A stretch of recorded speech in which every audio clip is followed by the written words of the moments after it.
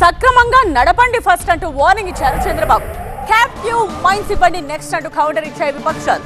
Visakha steel plant పై మరోసారి political మంటలు చెలరేగుతున్నాయి. Steel plant ను గట్టెక్కించేందుకు ప్రతిసారి కేంద్ర రాష్ట్ర ప్రభుత్వాలు నిధులిస్తాయని ప్రశ్నించడంపై వైసీపీ కమ్యూనిస్ట్ పార్టీలు ఫైర్ అయ్యారు. పనిచేయాలి కదా, ప్రతి ఒక్కసారి కేంద్రం రాష్ట్రం డబ్బులు ఇస్తుందా? 12,000 కోట్ల రూపాయలు ఇన్ఫ్యూజ్ చేశారు. 12,000 కోట్ల రూపాయలు ఇన్ఫ్యూజ్ చేసే రాష్ట్ర ప్రభుత్వానికి ఏమైంది? కరెంటు ఛార్జీల బకాయిలన్నీ కూడా 2,000 కోట్ల పైన ఈక్విటీ కింద కన్వర్ట్ చేశారు. అది కూడా ఎప్పుడో ఇస్తామని. ప్రాపర్టీ ట్యాక్స్ ఫర్గో అయ్యాం. వాటర్ ఛార్జెస్ అన్నీ వదులుకున్నాం.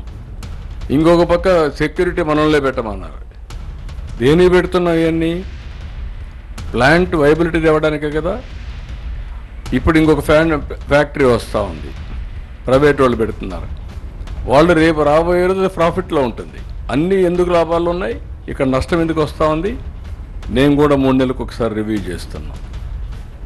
మీరు కూడా గుర్తుపెట్టుకోవాలి, పని చేయాలి. పని చేయకపోతే ఎన్నిసార్లు గవర్నమెంట్ ఎక్కడి నుంచి డబ్బులు తెచ్చిస్తామంటే ఇది ట్యాక్స్ పేయర్స్ మనీ కదా. ఇది ఎఫిషియన్సీ ఉండాల్సిన పని లేదా? ఆంధ్రుల హక్కు, విశాఖ హక్కు.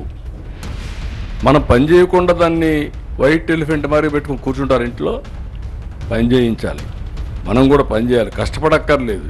దాన్ని సిస్టమేటిక్గా రన్ చేసి ప్రొఫెషనల్గా రన్ చేస్తే అది వైబుల్ అవుతుంది ఆటోమేటిక్గా. చంద్రబాబు చేసిన ఈ వ్యాఖ్యలపై విపక్షాలు మండిపడుతున్నాయి.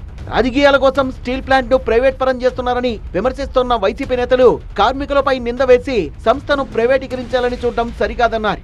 ఆ ఫ్రస్ట్రేషన్ దేనికి? మీ ఫ్రస్ట్రేషన్ చూస్తే మీరు డెఫినెట్గా దాన్ని ఏదో చేయబోతున్నారు అనేటువంటిది అర్థమవుతా ఉంది. ఇదేమన్నా ఇది వైట్ ఎలిఫెంట్, దీన్ని అలా పోషించమంటారా? మొదటి నుంచి కూటమి ప్రభుత్వం, గతంలో భారతీయ జనతా పార్టీ కానీ, వీరు ప్రభుత్వం వచ్చిన తర్వాత వీరు కూటమి ప్రభుత్వం కానీ, వీళ్ళు ఏంటంటే అప్పుల్ని, ప్రతి సంస్థకి అప్పులు అనేటువంటి సహజం, అప్పులనేమో నష్టాల కింద చూపించి, ఇది నష్టాల్లో ఉన్నటువంటి ప్లాంట్ కింద చిత్రీకరించి, ఉన్నటువంటి కార్మికుల మీద లేనిపోయినటువంటి ఆరోపణలు చేసి, ఇన్ని సంవత్సరాలు కార్మికులు పనిచేయకపోతే 35-40 సంవత్సరాల నుంచి ఎలా నడుస్తుంది ప్లాంట్? వైట్ ఎలిఫెంట్ లాగా స్టీల్ ప్లాంట్ కార్మికులే, స్టీల్ ప్లాంట్లో పనిచేస్తున్న కాంట్రాక్ట్ లేబరే ఈ ప్లాంట్ నష్టాల్లో ఉండటానికి కారణం అని ఈరోజు నిన్న మాట్లాడిన తీరు మనం చూసాం. నిన్నటి వరకు ఒకటి ఉండేది మనకి. నిన్న ఆయన మాట్లాడిన మాటలను బట్టి అసలు స్టీల్ ప్లాంట్ ప్రైవేటీకరించడం కాదు, అసలు ఈ స్టీల్ ప్లాంట్ ఉంచుతారో లేదో కూడా అనే సందేహం ఈరోజు ఉత్తరాంధ్ర ప్రాంత ప్రజల్లో కానీ నిన్న ఆయన ప్రసంగాన్ని బట్టి కూడా ఉంది. టీడీపీ నేతలు విశాఖ స్టీల్ ప్లాంట్ కు క్యాప్టివ్ మైన్స్ కేటాయించమని కేంద్రాన్ని ఎందుకు అడగడం లేదని ప్రశ్నించారు సిపిఐ జాతీయ నేత రామకృష్ణ. పని చేయకుండానే జీతాలు తీసుకుంటారని, మీకు ఎన్నిసార్లు కేంద్ర రాష్ట్ర ప్రభుత్వాలు మీకు నిధులు ఇవ్వాలని అడుగుతా ఉన్నారంటే చంద్రబాబు నాయుడు గారికి పబ్లిక్ రంగం పైన ఉన్న వ్యతిరేకత స్పష్టంగా ఇందులో వ్యక్తమవుతుంది.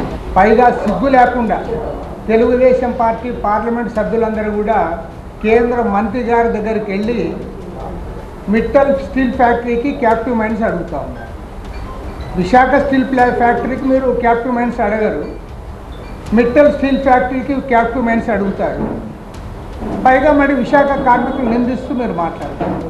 కాబట్టి అంటే చంద్రబాబు నాయుడు గారు ముందు నుంచి కూడా ఈయన ప్రైవేట్ రంగానికి అనుకూలము, ప్రభుత్వ రంగానికి వ్యతిరేకము, పరిశ్రమలన్నీ కూడా ప్రైవేట్ వాళ్ళ చేతుల్లో ఉండాలి, ఎడ్యుకేషన్ ఇన్స్టిట్యూషన్ని ప్రైవేట్ చేతికి అప్పచెప్తా ఉన్నావు, మెడికల్ కాలేజీలు ప్రైవేట్కి అప్పచెప్తా ఉన్నావు, టూరిజం డిపార్ట్మెంట్లో 22 హోటల్స్ ఉంటే వాటిని ప్రైవేట్కి అప్పచెప్తా ఉన్నావు. మరి నువ్వు ఎవరిని పరిపాలిస్తావో మాకు అర్థం కావడం.